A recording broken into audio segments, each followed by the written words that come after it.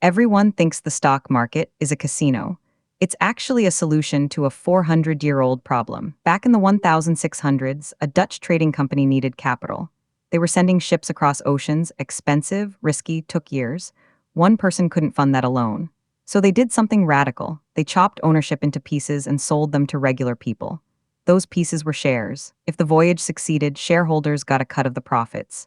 If the ship sank, they lost their stake. That invention, fractional ownership, is still the core of what we do today. But here's the problem. If you own a share, how do you sell it? You can't exactly mail it to the next buyer and hope it arrives. So exchanges were born.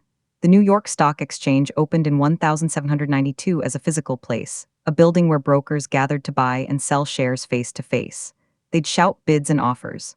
Price moved based on supply and demand, just like vegetables at a farmer's market. Exhibit 1, that mechanism, buyers and sellers meeting to discover price, is exactly how modern exchanges work.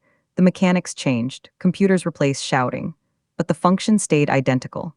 When you see a stock price tick up or down, that's real money changing hands. Someone wanted to sell at that price. Someone else wanted to buy. They met. Deal done. Exhibit 2, companies list on exchanges to raise money.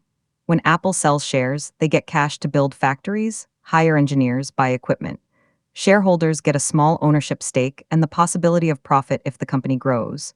It's not free money, it's a transaction. The company trades future earnings for immediate capital. Exhibit 3, the stock market is decentralized price discovery. There's no central authority saying Tesla is worth $250. Instead, thousands of buyers and sellers negotiate constantly. If more people want to buy than sell, price rises. If more want to sell, it falls. That signal, price, tells companies and investors where capital should flow. Here's what trips people up. The stock market isn't separate from the real economy. It's a mechanism for converting future expectations into present value. When a company's stock rises, it's not magic. It means more people believe future profits will be higher. When it falls, they believe profits will be lower. The market is just the middleman that lets that belief get priced and traded. Exchanges exist because ownership needs liquidity, a way to convert shares back into cash without waiting years. Without exchanges, shares would be nearly worthless. You'd own a piece of something you couldn't sell. The exchange solves that. It's infrastructure. And infrastructure costs money to maintain, which is why brokers and exchanges charge fees. So the stock market isn't a casino, it's a centuries-old solution to a real problem: how to fund big ventures and let ordinary people own small pieces of them. The mechanics are transparent. Price moves based on supply and demand.